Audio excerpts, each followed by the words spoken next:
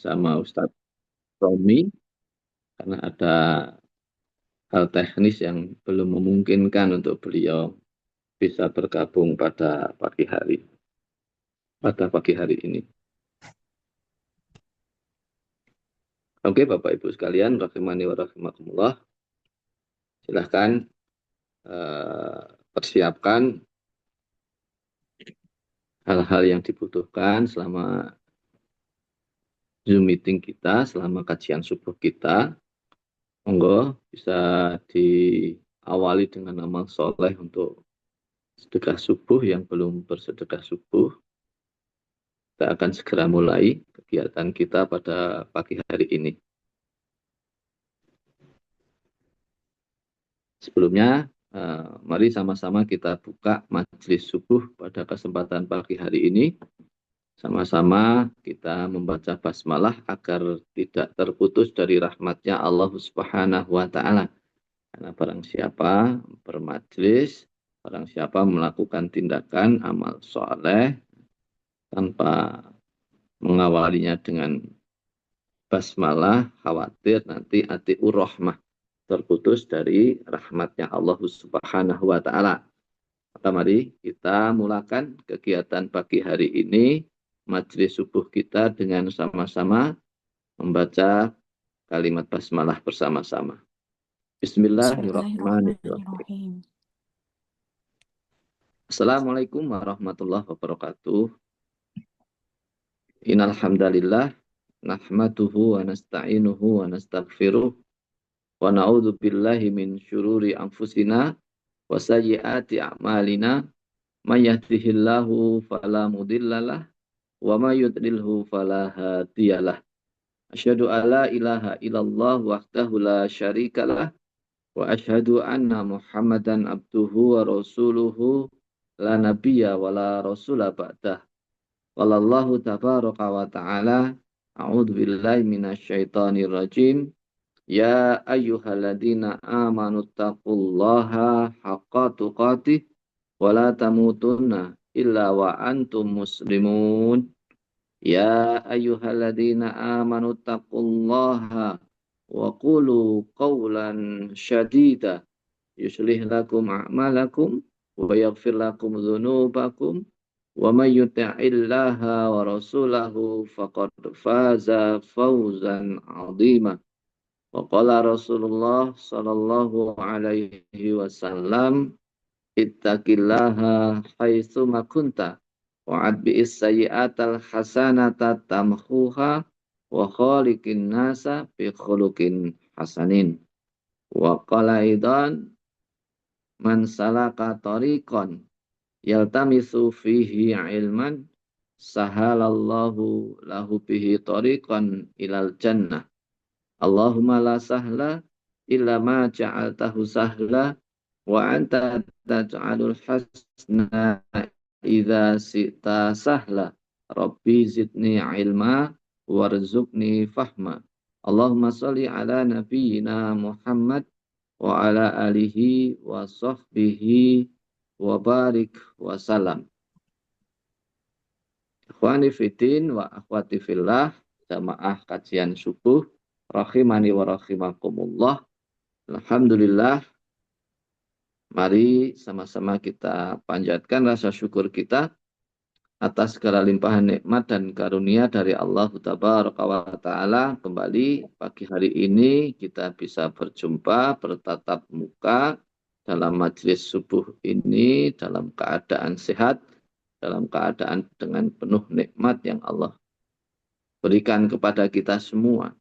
Mari kita belajar dan terus belajar untuk menjadi hamdan syakuron, untuk menjadi hamba-hamba Allah yang ahli bersyukur. Mari kita syukuri pada kesempatan kali ini sama-sama lisan kita membaca kalimat tahmid. Alhamdulillah Rabbil alamin. Salawat beriring salam semoga Allah limpah curahkan kepada qudwah hasanah kita, tauladan kita bersama Rasulullah Muhammad sallallahu alaihi wa alihi wasallam. Salawat serta salam Semoga Allah limpah curahkan pula untuk keluarganya, para istrinya, para sahabat-sahabatnya, para tabi'in, tabi'ut tabi'in, hingga kepada seluruh umat beliau yang senantiasa siqah dalam menjalani kehidupan sesuai dengan sunnah-sunnahnya, yang beribadah sebagaimana yang diteladankan oleh beliau, dan semoga diantaranya adalah kita semua, yang semoga mengantarkan kita untuk kelak mendapatkan syafaatnya di yaumul akhir nanti insya Allah. Allahumma amin. Ikhwani fiddin wa akhwati fillah, rahimani wa rahimakumullah.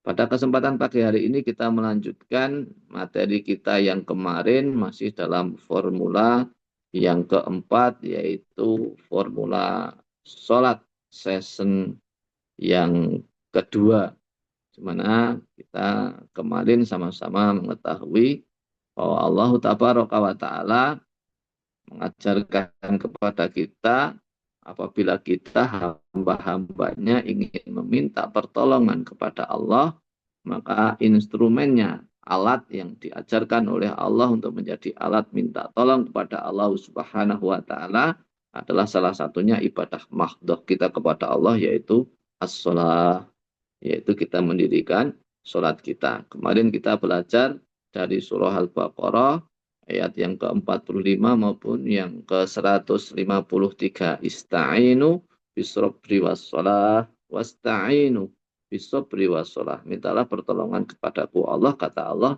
bisrobri, dengan sabar, wassalah, lalu menjalankan sholat. Sabar hingga kita melaksanakan sholat untuk meminta pertolongan kepada Allah Jalla Jalaluhu. Wa nifidin wa akhwati fillah, rahimani wa rahimakumullah. Pada kesempatan kali ini kita akan lebih belajar kepada hal-hal praktis, teknis, bagaimana sih kita minta pertolongan kepada Allah dengan sabar dan sholat. Tapi sebelumnya kita kuatkan lagi one ayat, one solutionnya, karena pada kesempatan pagi hari ini kita masih di formula sholat, maka saya tambahkan nanti kaitan dengan tambahan hujah dalam urusan sholat ini. Bagaimana tagline kita kemarin dalam perkara sholat, perbaiki hidupmu mulai dengan memperbaiki sholatmu. Semoga Allah Ta'ala menjadikan sholat-sholat kita senantiasa kita perbaiki. Apakah dalam waktunya, apakah dalam kualitasnya, bahkan harapannya ditambah terus kuantitasnya dengan menambah yang sunnah. Kaidah yang kemarin kita pelajari, bahwa kehidupan dalam urusan ibadah kita adalah menyempurnakan yang wajib dan terus menambah dengan yang sunnah. Ya, jadi perkara sholat ini wajib sholat kita sempurnakan. Kita mengenal apa yang Allah wajibkan, Allah perintahkan dalam perkara sholat ini adalah sholat 5 waktu. Bagaimana kita menyempurnakan sholat 5 waktu kita? Mulai dari waktunya. Allah Ta'ala mengajarkan kita tentang kapan waktu-waktu sholat. Dan Rasulullah menyampaikan, ahabbu amali ilallahi ta'ala as-sholatu ala waktiha. Sholat yang menjadi ikhtiar kita adalah sholat yang tepat waktu di awal waktu tentunya. Sebagaimana hadis Rasulullah tadi, ahabbu amali ilallahi ta'ala. Apa salah satu di antara amalan-amalan yang dicintai oleh Allah Subhanahu wa Ta'ala? Salah satunya adalah as-sholatu ala waktiha, sholat yang tepat waktu. Semoga kita dimampukan sama Allah untuk bisa senantiasa sholat tepat pada waktunya, yaitu di awal waktu. Lalu bagaimana kita memperbaiki kualitas sholat kita dengan memahami apa-apa yang kita minta kepada Allah di dalam sholat-sholat kita. Pada setiap gerakan di dalamnya adalah doa-doa kepada Allah Subhanahu wa Ta'ala. Maka untuk memperbaiki kualitasnya, semakin kita harus belajar memahami setiap bacaan-bacaan sholat yang kita lakukan setiap hari. Ikhwani fiddin, akhwati fillah, rahimani wa rahimakumullah, menambahkan salah satu ayat Allah dalam surah Al-Ankabut ayat yang ke-45. Ternyata sholat itu juga bisa menjadikan pelakunya, selama kualitas sholatnya terjaga, maka bisa menjadi asbab seseorang itu tercegah dari perbuatan keji dan mungkar. Mana Allah Ta'ala menyampaikan, A'udzubillahi minasyaitonirrajim, Utslu ma ukhiya ilaika minal kitab wa aqimis sholah, innas sholata tanha 'anil fahsya wal munkar. Wa dzikrullahi akbar, wallahu ya'lamu ma tasna'un. Bacalah kitab Al-Quran yang telah dibacakan kepada Allah, kepadamu Muhammad, dan laksanakan sholat. Sesungguhnya sholat itu mencegah dari perbuatan keji dan mungkar. Dan ketahuilah mengingat Allah atau sholat itu lebih besar keutamaannya dibandingkan ibadah yang lainnya. Allah mengetahui apa yang kamu kerjakan. Dalam ayat ini Allah memberikan penekanan kepada kita bahwa di antaranya keutamaan sholat itu melebihi keutamaan ibadah-ibadah yang lain. Ya, ini menunjukkan bahwa sholat itu begitu vital perannya sebagai tiang agama, sebagai tanda tersambung terhubungnya seorang hamba dengan Rabb-nya, ibadah yang benar-benar ditinggikan, diutamakan melebihi ibadah-ibadah yang lainnya. Dan perintah sholat pun kita sama-sama tahu bahwa Allah meminta kepada Nabiullah Muhammad untuk benar-benar langsung mendapatkan perintah ini tanpa perantara malaikat Jibril, langsung diminta untuk menghadap kepada Allah Subhanahu wa taala di Sidratul Muntaha. Mudah-mudahan dengan apa yang kita sudah ilmui yang menjadi dasar-dasar perintah Allah terkait dengan sholat ini semakin menguatkan diri kita untuk terus memperbaiki kualitas-kualitas sholat kita. Ikhwani fillah wa akhwati fillah rahimani wa rahimakumullah. Dikuatkan lagi, ya buatkan dalam slide, yaitu hadis Rawahu Tabrani, Rasulullah Shallallahu Alaihi Wasallam bersabda, awalu ma yuhasabu alaihi abdu yaumal qiyamati as-salah, fa in saluhat saluha sairu amalih, wa in fasadat fasada sairu amalih. Di dalam hadis ini Rasulullah mengajarkan kepada kita semua bahwa amalan ibadah yang pertama kelak akan dihisab oleh Allah Subhanahu wa taala pada hari kiamat adalah salatnya.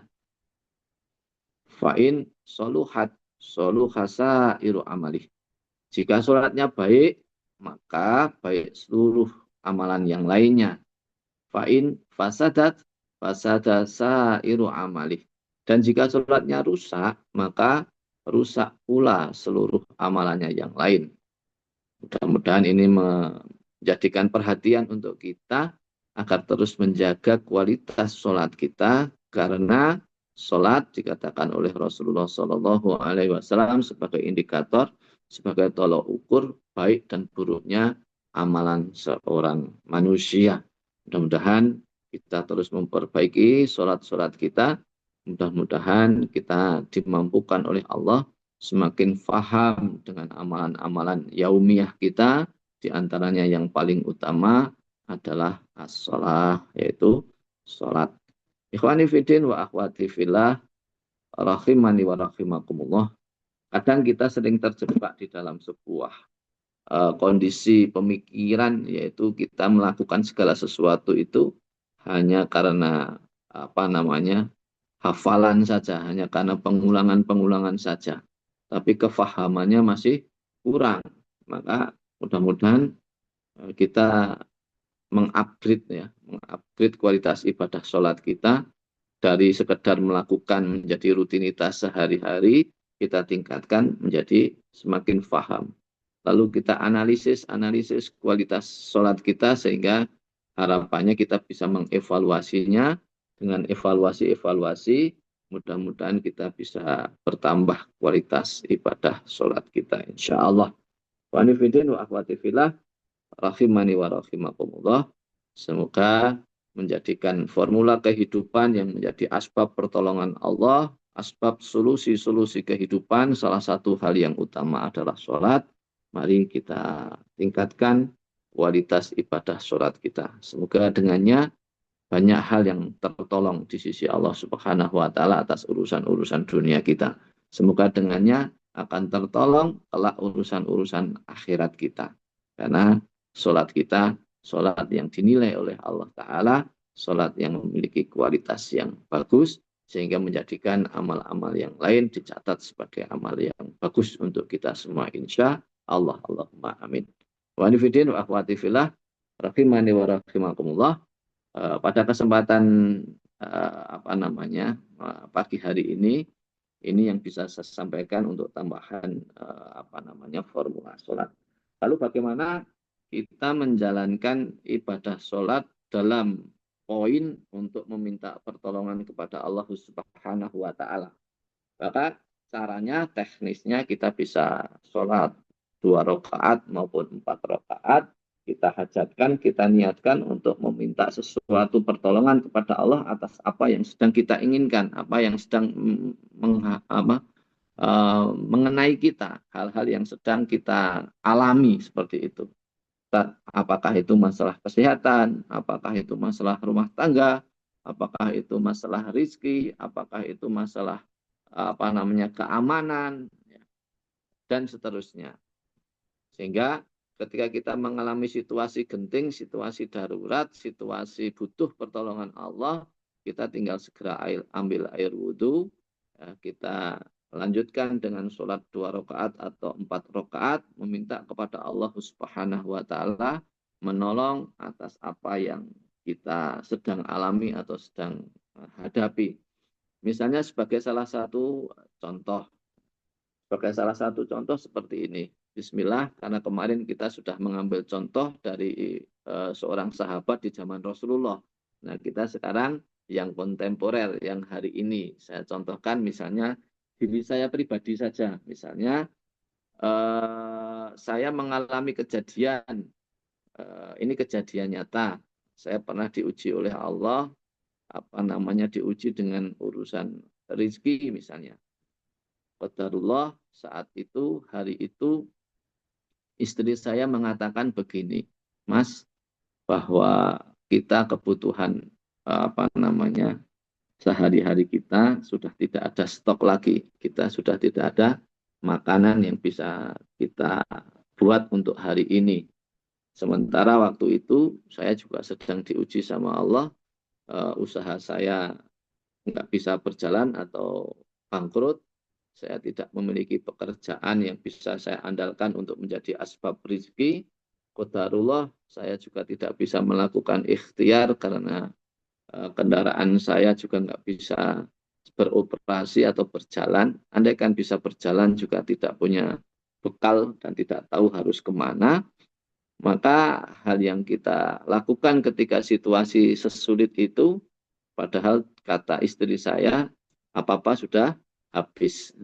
Kebutuhan susu untuk anak sudah nggak ada lagi, sudah habis. Kebutuhan untuk makan sehari-hari kita juga sudah habis. Maka saya bersama istri saya mempunyai formula yang tidak pernah kami tinggalkan sampai hari ini, alhamdulillah, yaitu selalu meminta pertolongan kepada Allah di waktu-waktu kita butuh pertolongan Allah dengan sabar dan sholat.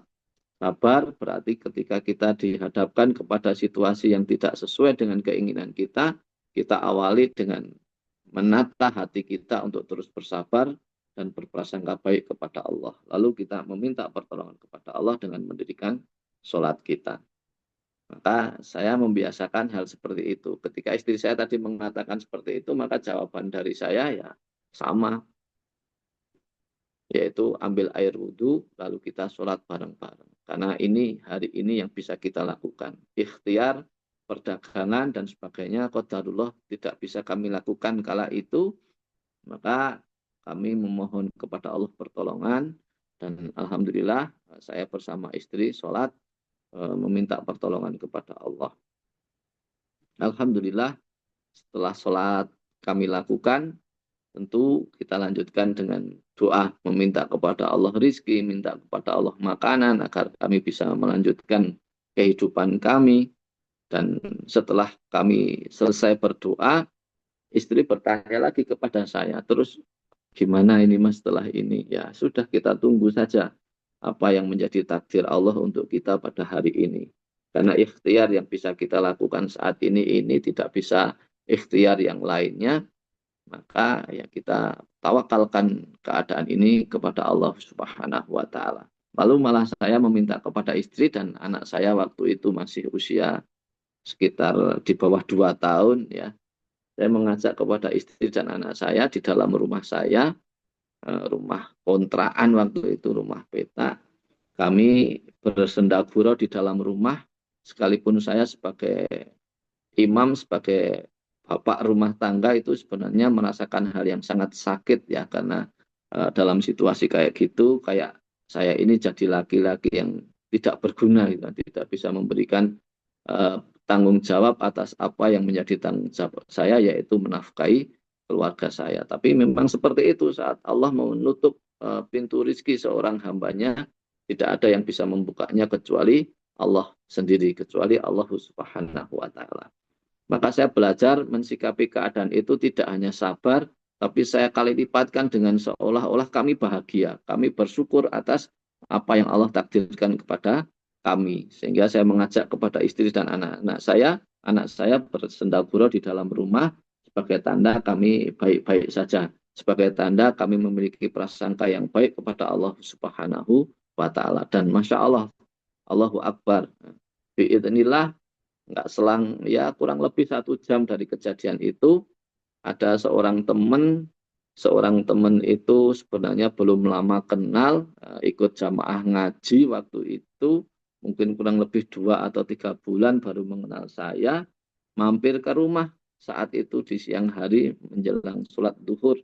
Itu mampir ke rumah, Pak, mobilnya parkir di depan rumah, lalu masuk ngetok pintu, saya bukakan pintu dan qadarullah beliau buru-buru. Beliau hanya menyampaikan kepada saya, Ayah Heri, ini ada sedikit rezeki dari kami, saya dan keluarga, mohon diterima, jangan ditolak, dan mohon maaf kami tidak bisa berlama-lama karena masih ada urusan di kantor, sudah ditunggu untuk meeting, dan mohon maaf ini hanya sedikit berbagi saja, jangan dinilai dari isinya, tetapi ini cara kami untuk berbagi rezeki, tanda syukur kami kepada Allah atas rezeki yang Allah berikan kepada kami. Singkat cerita, saya terima dan beliau langsung pamit pulang. Dan apa yang beliau berikan, apa yang beliau sampaikan kepada kami itu sebenarnya mungkin bagi beliau ada sesuatu yang remeh, sesuatu yang kecil.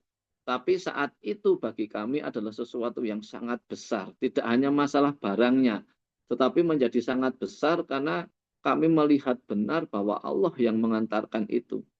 Karena di dalam rumus saya bersama istri di rumah tangga kami tidak ada ketika kami mengalami kesulitan itu, terus yang kita pikirkan adalah phone friend, yang kita pikirkan adalah minta pinjaman kepada keluarga atau yang lainnya, tidak. Kami sampai hari ini insya Allah kalau kami menghadapi kesulitan-kesulitan hidup, maka yang kami lakukan adalah ista'inu bisabri wassalah. Kami ambil air wudhu, kami melakukan sholat, kami meminta permohonan kepada Allah Subhanahu wa taala. Dan Ibu, Bapak sekalian, hadirin majelis subuh rahimani wa rahimakumullah, di antara tanda-tanda kekuasaan Allah Subhanahu wa taala di dalam bingkisan yang dibawa oleh teman saya itu, ya, 2 tenteng plastik, karena beliau juga tidak ikut di Zoom ini, saya sebutkan namanya Mas Hadi Mulyo. Waktu itu saya ingat banget karena hari itu adalah hari yang sangat berharga, hari yang menjadi pelajaran besar bagi kehidupan kami. Atas izin Allah, dengan rezeki Allah, di dalam kantong yang dibawa oleh teman saya itu, di dalamnya ada susu anak kami. Ada susu anak kami dengan merek dan dengan rasa yang sama biasa kami belikan untuk anak kami. Padahal kalau kita bicara tentang teknis, dari mana beliau, teman saya yang baru saya kenal 2 bulanan ini, namanya Mas Hadi, dari mana dia tahu merek susu anak kami? Ya, dari mana dia tahu rasa yang biasa kami belikan untuk anak kami? Nah, ternyata di dalamnya ada hal-hal yang menjadikan kami semakin takjub dengan kekuasaan, dengan kuasa Allah Subhanahu wa taala, menjadikan kami semakin tenggelam dalam ketauhidan kepadanya, karena memang Allah Maha menolong setiap hambanya, karena Allah Maha kuasa untuk menghadirkan setiap solusi yang Allah akan berikan kepada hamba yang membutuhkan pertolongan, dan hamba itu mau meminta pertolongan dengan sesungguh-sungguhnya, tidak menjadikan dia menduakan kepada selainnya. Dan alhamdulillah kami kala itu mendapatkan pertolongan dari Allah lewat asbab, di antara saudara ngaji kami bernama Mas Hadi. Dan benar-benar itu menjadi hal yang luar biasa bagi kami. Kami akhirnya bisa, istri bisa masak, ya, anak bisa dapat susu. Ya, Masya Allah, tabarakallah. Ini di antara contoh, ya, formula sholat ini yang kami alhamdulillah berpuluh-puluh atau bahkan beratus-ratus kali mengalami kejadian yang semisal ini. Ini hanya di antara salah satu contoh saja. Mungkin itu menjadikan apa namanya, lebih konkret bagaimana sih kita minta pertolongan kepada Allah. Nah, salah satunya yang pernah kami alami dan kami lakukan seperti itu. Dan masih banyak lagi. Nanti kalau Bapak Ibu minta contoh yang lain, kami insya Allah masih punya banyak stok contoh, karena memang kami praktisi, kami pelaku, bukan hanya mengajarkan teori, tapi hanya mengajarkan pengalaman sesuai dengan teori, sesuai dengan kalam, sesuai dengan hadis yang kami praktekkan dalam kehidupan sehari-hari kami. Bahwa di dalam formula hidup kami, satu hari itu mempraktekkan satu ayat, satu hari itu mempraktekkan satu hadis. Itulah hari-hari untuk bisa kita lewati di sisa usia kita, insya Allah. Itu mungkin sebagai tambahan ilustrasi dan contoh. Monggo dipersilahkan kepada hadirin, kepada Bapak Ibu semuanya, apabila masih ada yang menginginkan bertanya terkait dengan formula sholat ini, maka dipersilahkan. Allahu a'lam bishawab. Tak lihat ya, karena nggak ada Ustadz Romi. Saya cek sendiri ada yang sudah bertanya atau belum.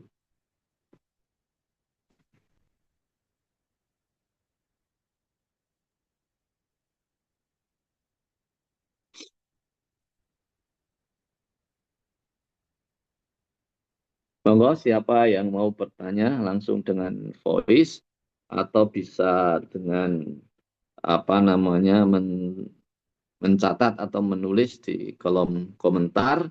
Insya Allah nanti akan saya jawab kalau saya mampu menjawabnya. Sisa pertanyaan yang kemarin, ya, masih ada pertanyaan yang belum dijawab. Sisa pertanyaan yang kemarin. Oke, sebentar.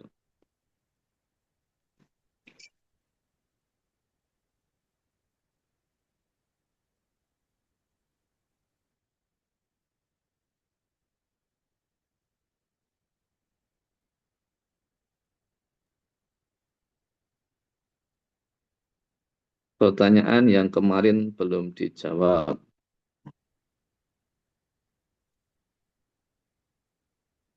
Seperti kisah yang ayah tadi sampaikan, apakah itu berarti sholatnya bisa dilakukan kapanpun saat kita ingin curhat ke Allah? Pertanyaan dari Bu Silvi Rahmawati. Oke, jawaban pertanyaan dari Ibu Silvi bahwa apakah formula sholat itu bisa kita lakukan kapanpun saat kita ingin curhat kepada Allah? Ya, benar. Kita bisa melakukan kapanpun, kecuali di waktu-waktu yang dilarang sholat. Seperti itu ya. Waktu-waktu yang dilarang sholat aja yang kita hindari. Kalau selain waktu-waktu yang dilarang sholat, itu dipersilahkan untuk bisa dilaksanakan. Jadi sesuai dengan kebutuhan kita. Ketika kita pagi hari ternyata butuh, ya kita segera ambil air wudhu, kita melakukan sholat kita. Ketika siang kita butuh, siang kita melakukan sholat itu. Karena masuk kategorinya ini sholat mutlak, ya. Jadi sholat yang bisa dilakukan kapanpun. Sholat sesuai dengan kebutuhan kita. Begitu nggih, Ibu Silvi, sholat ini bisa dilakukan kapanpun.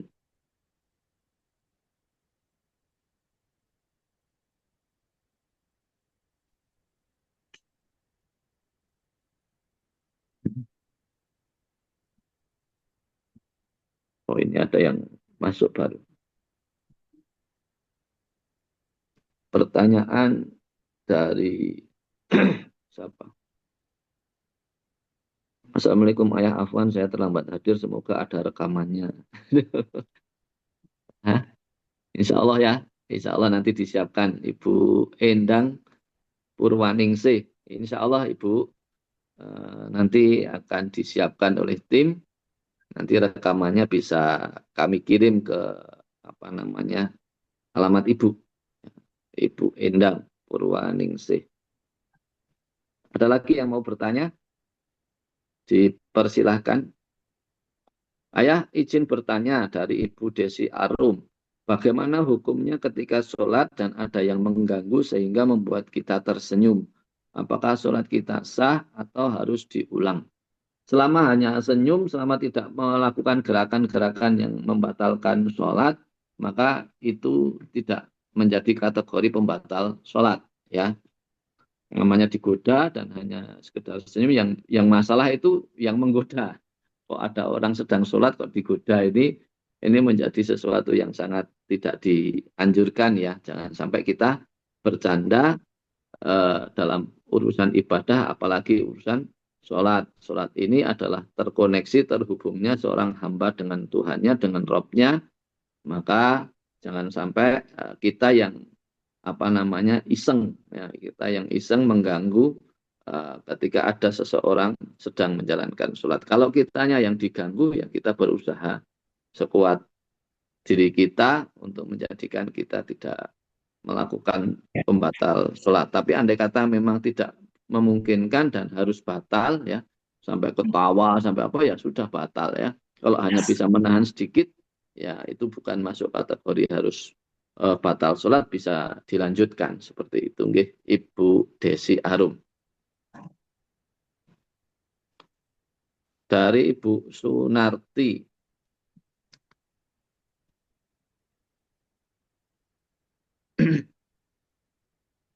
Ibu Sunarti bertanya, Ayah izin bertanya bagaimana jika sholat kita kekhusyuannya hadir di pertengahan sholat atau bahkan hadir di akhir sholat. Bagaimana caranya agar supaya sholat itu bisa khusyuk dari awal. Nah, ini ada treatment sholat khusyuk ya. Sholat khusyuk itu treatmentnya ya memang sifatnya mengawali dari mulai toharoh, mulai dari bersuci, lalu mulai dengan sebelum niat ya.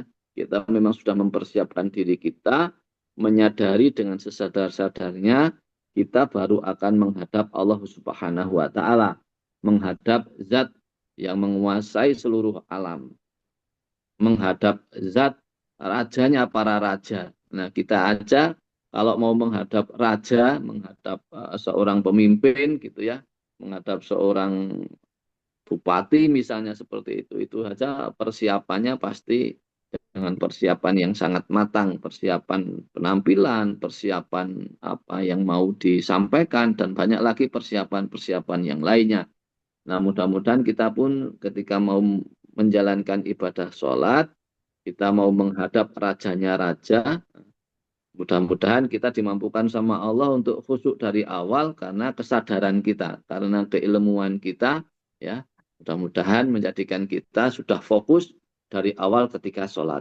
Tetapi ketika ternyata kekhusyukan itu bisa hadirnya setelah pertengahan atau bahkan di akhir, yaitu tidak menjadi sesuatu yang membatalkan sholat kita. Ya, kalau kualitas kita ya tentu akan jadi lebih bagus ketika kualitas kita dari awal hingga akhir sudah bisa khusyuk. Tapi andai kata belum pun, ini bukan menjadi bagian dari pembatal sholat. Sehingga alhamdulillah, kadang juga ada toh sholat kita itu, mohon maaf kalau mau kita analisa atau kita evaluasi itu sampai akhir sholat itu kekhusyukannya kita rasakan kurang. Masih belayang, masih banyak memikirkan hal-hal yang lain. Sampai kita salam itu kadang pikiran kita itu tidak fokus kepada sholat yang kita sedang lakukan. Kadang kita mengalami hal-hal yang demikian itu.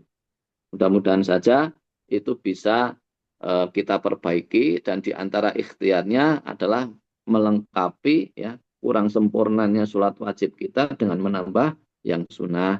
Setiap sholat wajib itu ada rawatib, maka kita perbaiki kualitas sholat wajib kita dengan sholat rawatib. Seperti itu sebagai tambahan ikhtiar kita agar menjadikan sempurna sholat kita insya Allah. Begitu nggih Ibu Sunarti? Ya, masih ada satu lagi ya pertanyaan terakhir ini ya insya Allah ya. Dari Ibu Yeti Handayani. Barusan masuk ke grup. Assalamualaikum Ayah. Maaf mau tanya, jika waktu kita sholat tapi ada anak yang meminta gendong dari belakang, apakah boleh tangan kita memegangi anak supaya dia tidak jatuh? Apakah sholatnya sah atau harus diulang? Terima kasih. Ibu Yeti, ya. Kalau kita sedang melaksanakan sholat, lalu ada anak kita yang masih kecil, itu bahasanya itu meminta gendong, nyingklak atau nyimplu, begitu kalau bahasa orang Temanggung. Dari belakang lalu kita sholat sambil menggendongnya, apakah itu batal? Jawabannya tidak, ya. Nah, jawabannya tidak batal. Kita sholat sambil menggendong anak kita, baik di belakang maupun di depan, itu tidak membatalkan sholat, ya. Jadi kalau bapak atau ibu semuanya, apalagi kok ternyata sedang safar misalnya, lalu sholat kita harus mampir ke sebuah masjid. Kalau dikhawatirkan anak kita yang masih balita itu mengganggu kekhusyuan jamaah yang lainnya, anak kita itu bisa kita gendong baik di belakang maupun di depan sambil kita menjalankan sholat. Itu tidak membatalkan sholat kita. Misalnya kita menggendong putra atau putri kita, kayak saya laki-laki menggendong anak misalnya seperti ini. Nanti ketika sujud saya letakkan dulu anak saya, nanti ketika saya sudah selesai sujud, ya mau berdiri anak itu saya gendong lagi seperti itu. Dalam fikih sholat itu tidak membatalkan sholat kita. Jadi kita boleh sholat sambil ngomong ya, ibaratnya sambil ngomong putra atau putri kita itu kita diperbolehkan selama itu memang darurat, selama itu memang sesuatu yang tidak bisa dihindari. Kecuali itu masih bisa dihindari. Misalnya istri kita tidak ikut sholat kita di masjid, misalnya kayak gitu. Nah, itu bisa dititipkan dulu kepada istri kita di rumah tanpa kita mengajak anak balita kita ke dalam masjid. Seperti itu ya. Dan anak yang masih kecil yang resikonya memang akan sangat mengganggu ketika sholat berjamaah, idealnya tidak dibawa. Idealnya kita ajari anak-anak kita sholat dengan sholat sunnah di rumah. Ya, ini kadang-kadang sering dilakukan atas nama ingin membiasakan sholat, padahal anaknya masih sangat mengganggu kondusivitas jamaah, tapi justru sering dipaksa untuk dibawa sholat berjamaah di masjid. Ini sebenarnya kurang tepat. Saya tidak mengatakan salah, tapi ini kurang tepat ya, karena potensinya mengganggu kekhusyuan jamaah yang lainnya. Bahkan dalam parenting itu menjadi sesuatu yang harusnya dihindari. Ya, giliran anaknya sudah mau akhir balik, sudah kelas 6 SD, kelas 1 SMP, malah seringkali orang tuanya yang sudah kalah, tidak bisa memaksa anak lagi untuk bisa sholat berjamaah. Kenapa Bu, Pak kok anaknya tidak ikut sholat? Wah susah, nonton TV terus, misalnya kayak gitu. Justru sebaliknya ketika anak kita itu sudah mempunyai kewajiban sholat, kita harus memaksa anak kita agar bisa menjalankan sholat dengan baik.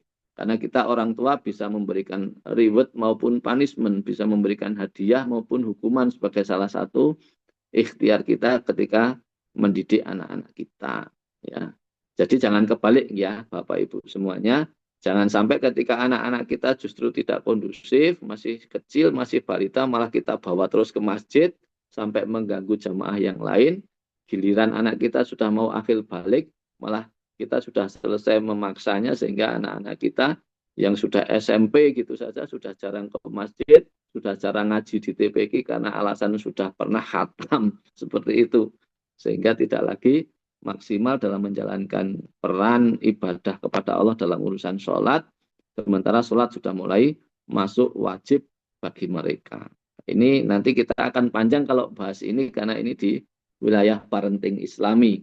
Seperti itu Bapak Ibu semuanya, terkhusus kepada Ibu siapa tadi yang bertanya, kita masih boleh ya menggendong putra atau putri kita saat kita sedang sholat. Itu tidak membatalkan sholat kita sehingga tidak harus mengulang lagi. Itu. Gimana Bapak Ibu sekalian? Masih ada yang mau bertanya atau kita cukupkan majelis pada pagi hari ini?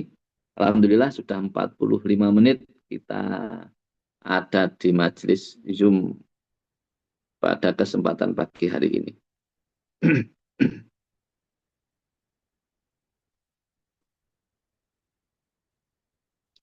Closing statement-nya, kesimpulannya adalah bagaimana pada hari-hari di sisa usia kita, kita benar-benar menjadikan sholat di antara formula kehidupan yang kita imani, yang kita yakini untuk menjadi asbab ibadah kita menjadi sempurna, menjadi amaliyah kita menjadi sempurna, tapi bersamaan dengan itu menjadikan sholat adalah alat kita untuk mendapatkan pertolongan dari Allah Subhanahu wa Ta'ala dari setiap problematika kita. Menjadi alat yang kita minta kepada Allah menghadirkan solusi-solusi kehidupan untuk kita semua. Ya, sholat adalah hal yang luar biasa. Tak tambahkan satu contoh, mudah-mudahan formula sholat ini menjadikan saya dan panjenengan semua semakin kuat dalam mengimani menjadi formula dari Allah Ta'ala untuk tertolongnya diri kita atas urusan-urusan kita. Ikhwani fiddin wa akhwati fillah, rahimani wa rahimakumullah. Pada tahun sekitar 2014 sampai 2017, saya menjadi salah satu aktivis praktisi ruqyah syariah. Ya. Alhamdulillah selama 3 tahun lebih saya sering dimintain tolong dari banyak teman, banyak saudara, baik yang saya kenal maupun yang tidak saya kenal, menjalankan terapi ruqyah syariah. Nah, di dalam proses itu alhamdulillah banyak sekali sahabat saudara yang tertolong dengan ruqyah yang saya lakukan. Banyak orang yang menjadi mendapatkan kesehatan, kesembuhan dari penyakitnya atas izin Allah Ta'ala lewat ikhtiar yang saya lakukan dalam posisi sebagai terapis ruqyah. Saya memutuskan berhenti waktu itu karena kesibukan saya yang mulai sangat padat, dan praktisi ruqyah itu tidak bisa mengenal waktu, mana waktu bisa datang baik siang maupun malam, sehingga saya memutuskan untuk tidak mengambil peran ini lagi dengan maksimal karena atas asbab skala prioritas. Tapi yang ingin saya ceritakan adalah di suatu sore saya mengalami kejadian di mana saya bersama istri dan anak saya waktu itu juga usianya masih sekitar 2 tahunan. Kami habis menjenguk seseorang di rumah sakit karena sakit.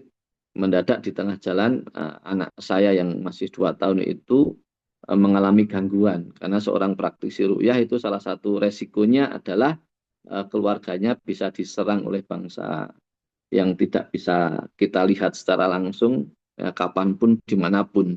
Nah, anak saya mengalami kejadian yang aneh, tahu-tahu di dalam perjalanan itu teriak-teriak, nangis, ngamuk, marah tanpa ada sebab yang melatar belakanginya sampai di dalam rumah. Sehingga ketika sudah masuk rumah, kami sampai rumah, saya mencoba untuk meruqyah anak saya karena seperti anak kesurupan seperti itu, memukuli badannya sendiri dan sebagainya seperti itu. Padahal usianya masih 2 tahun. Saya sebagai seorang ayah tentu sangat sedih, kasihan melihat apa yang dilakukan anak saya kepada dirinya sendiri. Saya meyakini bahwa itu asbab ada sebuah makhluk yang tidak bisa kita lihat yang mengganggu kejiwaan dari anak saya. Maka saya meruqyahnya dengan sekuat ilmu dan sekuat tenaga saya. Berulang-ulang saya ruqyah sampai saya nangis sendiri karena apa yang saya lakukan dengan ruqyah saya itu tidak berdampak kepada kondisi anak saya, tidak berdampak atas kondisi anak saya. Sampai saya nggak kehabisan tenaga, itu harus diapain lagi, buntu ya. Lalu saya ingat bahwa saya punya formula kehidupan yang saya terus imani, yaitu sholat ini. Maka alhamdulillah waktu itu saya berhenti melakukan ruqyah, berhenti bersandar kepada ruqyah ya. Lalu saya mengambil air wudhu untuk menjalankan sholat. Ya. Tapi sebelumnya memang saya menguras isi dompet saya. Walaupun isi dompet saya hanya ada 1 lembar 50.000. Lalu saya ambil uang 50.000 itu, saya taruh di atas meja, saya akadkan untuk saya infakkan, saya sodakohkan. Dan itu adalah harta yang bernama uang satu-satunya yang kami punya. Sehingga kalau itu kayak saya berikan, berarti saya tidak punya uang lagi seperti itu. Lalu saya menjalankan sholat setelah saya bersodakoh. Ketika saya sholat, anak saya kan masih marah, masih masih ngamuk, masih kesurupan lah bahasanya orang seperti itu. Lalu ketika saya sholat meminta kepada Allah pertolongan di sholat, di rokaat yang pertama, alhamdulillah anak saya sudah mulai tenang. Dan di rokaat kedua sebelum saya mengakhiri dengan salam, anak saya sudah normal, anak saya sudah sehat kembali. Itu salah satu di antara contoh lain. Ya, saya tadi sudah memberikan contoh. Ini contoh lain bahwa ternyata kesalahan saya waktu itu menjadikan sandaran syariat bernama ru'yah itu sebagai sandaran menjadikan anak saya sehat. Lupa bahwa sebenarnya yang bisa menjadikan sesuatu itu tertolong, yang bisa menjadikan seseorang itu sehat atau sakit, ya, dapat rezeki atau kurang rezeki itu adalah Allah Subhanahu wa Ta'ala. Maka itu pelajaran dari Allah untuk saya dan keluarga kejadian waktu itu, sehingga evaluasinya adalah bahkan bersandar kepada syariat pun saat kita kehilangan eksistensi Allah dalam kehidupan kita, dalam urusan kita, maka itu bisa menjadi bermasalah.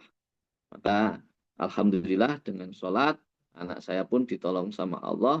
Allah izinkan anak saya kembali normal, tidak mengalami gangguan lagi. Ya, sehingga ketika saya salam dari sholat saya, alhamdulillah semuanya sudah kembali normal sebagaimana sedia kala. Wallahu a'lam bishawab. Itu di antara contoh-contoh. Kembali masih banyak contoh di dalam kehidupan yang saya alami, yang saya lewati. Yang mudah-mudahan formula sholat ini menjadi formula yang benar-benar diimani dan diyakini oleh Bapak Ibu semuanya. Coba saja dipraktekkan ketika kita disapa oleh Allah masalah, coba kita kembalikan kepada Allah, kita minta pertolongan kepada Allah dengan sabar dan sholat. Mudah-mudahan ini menjadi formula tauhid, formula yang bisa mengantarkan kita semakin dekat kepada Allah, formula yang bisa menjadikan semakin bertambah iman dan takwa kita kepada Allah Subhanahu wa Ta'ala, dan menjadikan asbab setiap urusan-urusan kita, problematika kita tertolong dengan izin Allah Subhanahu wa Ta'ala. Wallahu a'lam bishawab. Itu tambahan contoh. Mudah-mudahan sudah ada 2 contoh yang saya sampaikan tadi, semoga menguatkan bahwa formula sholat ini menjadi formula yang penting dalam kehidupan kita semua, insya Allah.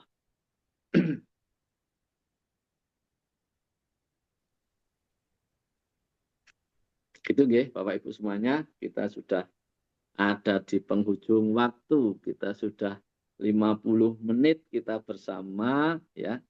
Alhamdulillah sudah saya sampaikan materi yang saya siapkan untuk perjumpaan kajian subuh Zoom kita pada pagi hari ini. Semoga apa yang tadi saya sampaikan, kalau ada kebaikan, kalau ada kebenaran, itu datangnya dari Allah dan bermanfaat untuk kita semua. Kalau ada kekurangan, kekhilafan, bahkan kesalahan, semoga Allah Ta'ala memberikan maafnya untuk diri saya, memberikan maafnya untuk kita semua. Semoga kita semua diantarkan oleh Allah di Ramadan yang 10 hari terakhir ini benar-benar menambah, meningkatkan kualitas ibadah kita semuanya, sampai kita menjadi pribadi yang bertakwa selepas Ramadan, insya Allah menjadi hamba yang diampuni setiap khilaf dan salahnya oleh Allah Subhanahu wa Ta'ala, insya Allah. Allahumma amin. Kita akhirkan majelis pada pagi hari ini. Kita tutup majelis kita dengan hamdalah dan doa penutup majelis. Alhamdulillahirabbil alamin. Subhanakallahumma wa bihamdika asyhadu alla ilaha illa anta astaghfiruka wa atubu ilaik. Akhiru kalam. Afu minkum billahi taufik wal hidayah. Wassalamualaikum warahmatullahi wabarakatuh. Hapunten semuanya.